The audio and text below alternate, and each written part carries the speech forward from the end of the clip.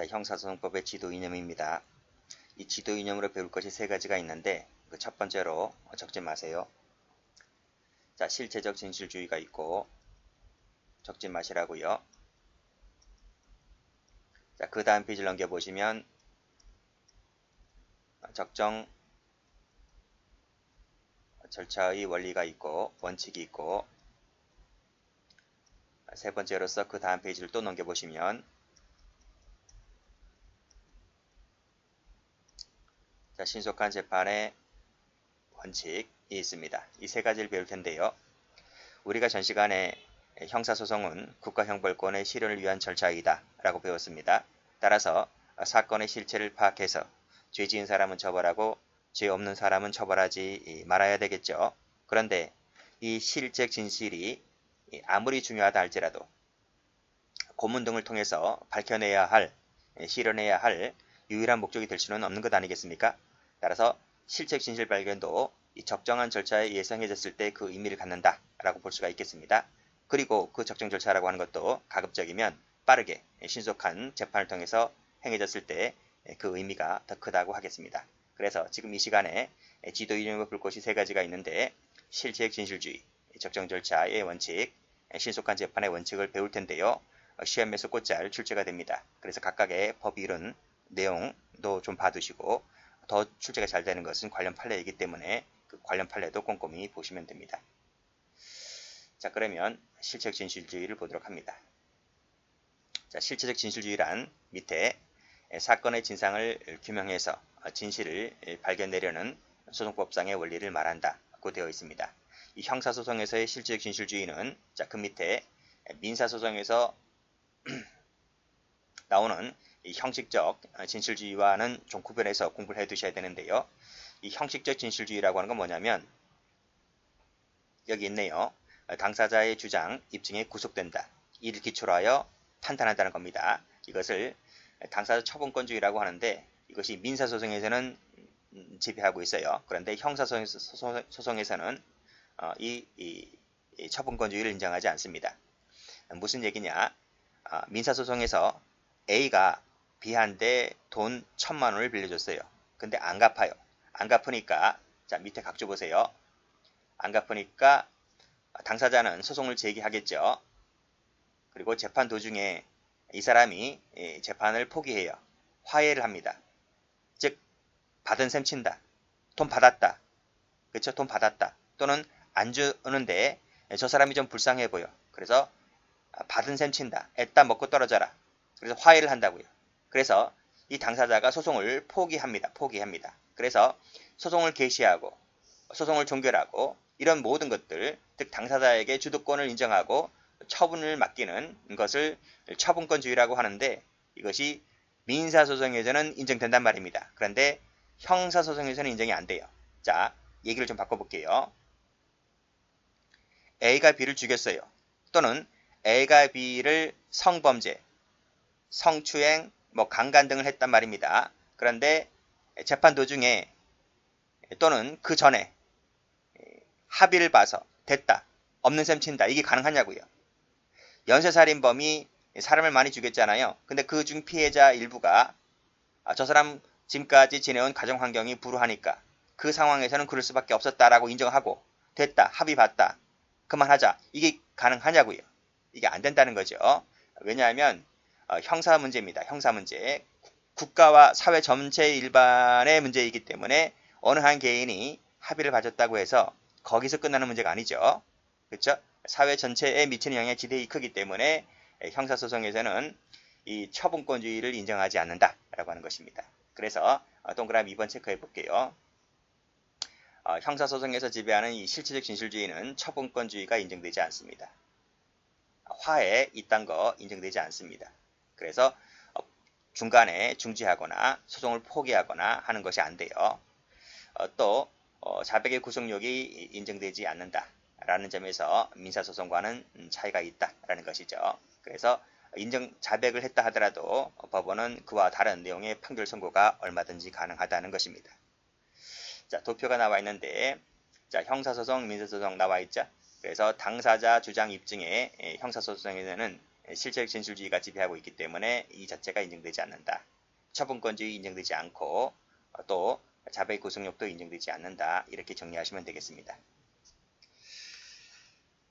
자, 책에는 없지만 필기를 좀 한번 해볼까요? CF 하시고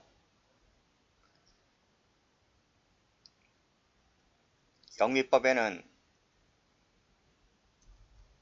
이런 게 있어요. 기소사실 인부 절차라는 것이 있는데 이게 무슨 뜻이냐면 기소사실, 즉 공판장에서 피고인에게 기소된 사실을 얘기해 줍니다.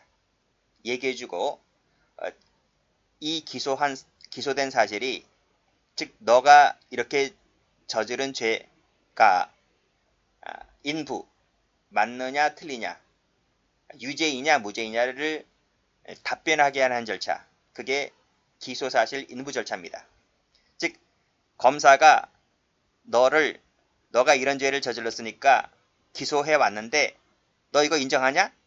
인정하지 않느냐? 라고 물어봐요. 근데 그때 피고인이 인정한다. 인정한다. 라고 하면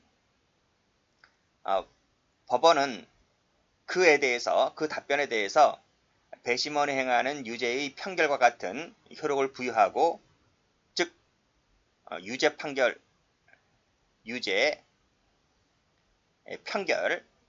내려주고 바로 어떻게 들어간다? 양형 절차에 들어갑니다.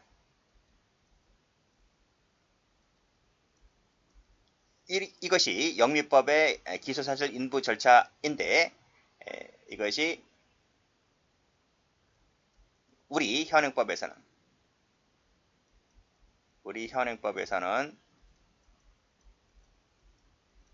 인정되지 않는다. 왜요? 처분권주의를 인정하고 있지 않기 때문에 참고 삼아 봐두시면 됩니다. 자, 소송 구조와의 관계입니다. 자, 직권주의, 당사자주의는 뒤에서 따로 배울 텐데 지금 방금 공부했던 이 실체적 진술주의는 이 두 가지 소송 구조 중에서 직권주의에 보다 적합하다 하는 것인데요. 이것이 기출된 적이 예전에 있습니다. 그러면 당사자주의는 실체적 진술주의와는 거리가 뭐냐? 아니다는 거죠. 학설은 그래요. 아니다. 당사자주의도 실체적 진술주의에 적합하다라고 얘기를 하고 있습니다. 그래서 실체적 진술주의는 직권주의, 당사자주의 모두에 적합한데 법 이론상 따지면 직권주의에 보다 적합하다라고 얘기하고 있고, 당사자주의도 학자들은 적합하다라고 얘기하고 있다는 거죠.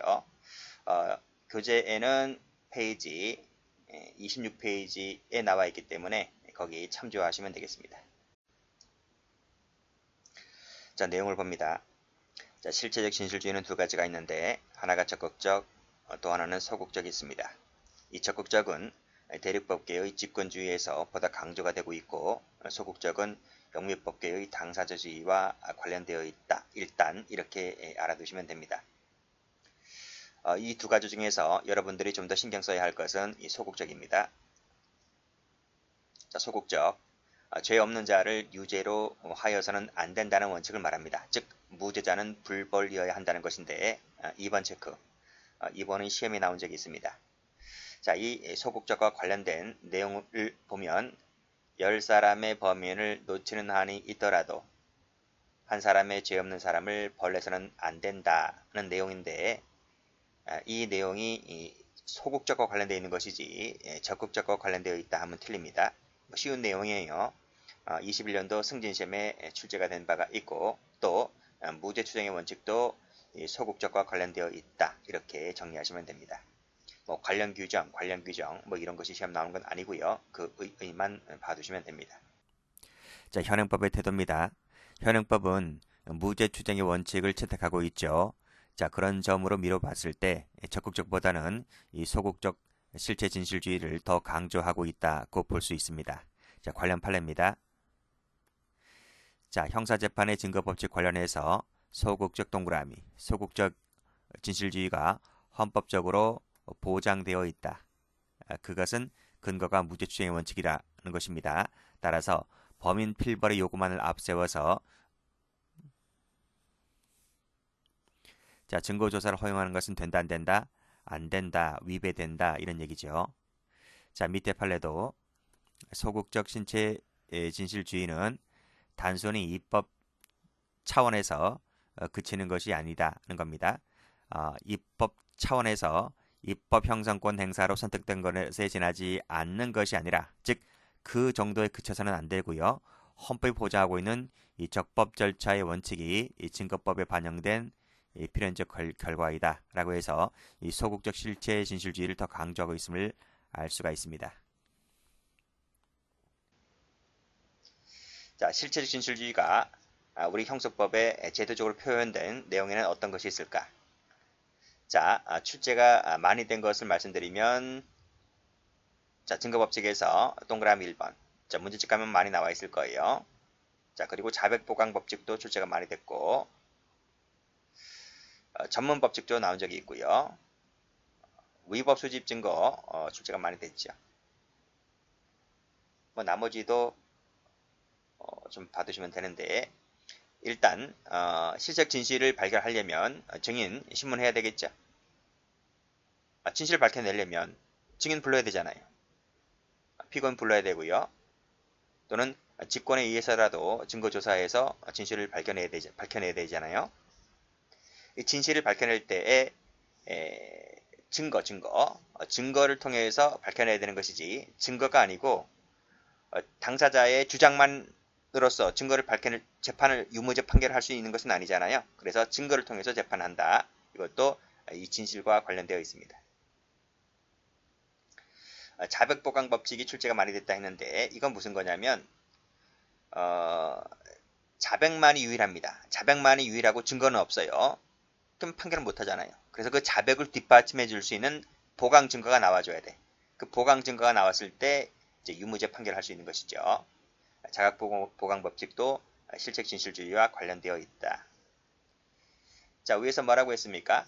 합리성, 정당성을 갖추지 못한 절차, 즉 적법한 절차에 의해서 얻어진 증거는 증거 능력이 없는 거예요. 그래서 증거라 할지라도 위법하게 수집된 증거는 증거에서 뺀다. 이것도 실책 진실주의와 관련되어 있고, 전문 법칙, 그렇죠? 전문 증거, 누구로부터 전해 들은 증거, 그런 것은 증거 능력에서 뺀다. 이게 전문 법칙입니다. 이런 것들 전부 다 실책 진실주의와 관련되어 있습니다. 또 자백 배제 법칙은 뭐예요? 자백의 고문 등에 의해서 얻어진 자백, 그런 건 증거로 쓸 수가 없겠죠. 그래서 자백 배제 법칙도 실책 진실주의와 관련되어 있다는 것입니다. 나머지 것들은 차차 이제 알게 됩니다. 자, 실책 진실을 발견하려면 말씀드린 대로 피의자 신문해야 되고, 참고인 조사도 해야 되고, 압수수색, 검증, 감정 다 거쳐야 되겠죠. 오판의 시정제도로서는 상소라든지 재심이라든지 이런 것들이 있습니다. 자, 조심할 것은요. 진술거부권 고지는 이 적정 절차와 관련되어 있는 것이지 실책 진실과는 직접적으로 관련되어 있는 건 아닙니다. 그래서 진술거부권 고지는 여기에서 빠진다. 출제됐습니다.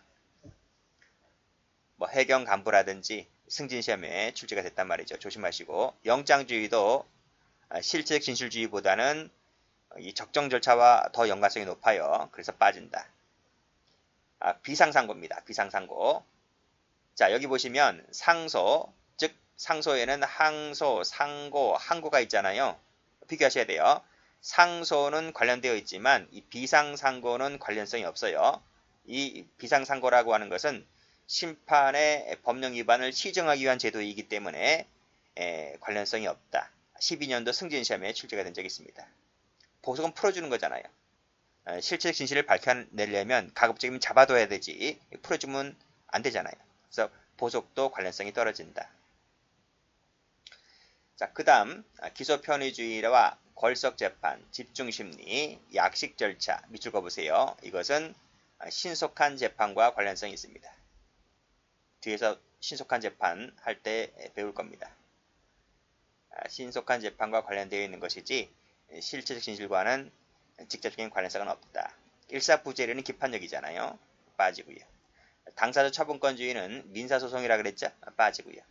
그리고 적정 절차 원리도 적정 절차 원리는 밑에 제약하는 원리로 나오는 것이지 직접적인 내용에 포함되지는 않거든요. 그래서 이 부분, 요 두 가지는 이제 적정 절차와 관련되어 있다. 자, 집중심리주의는 요 앞에 중복되는 말이라서 이건 지울게요.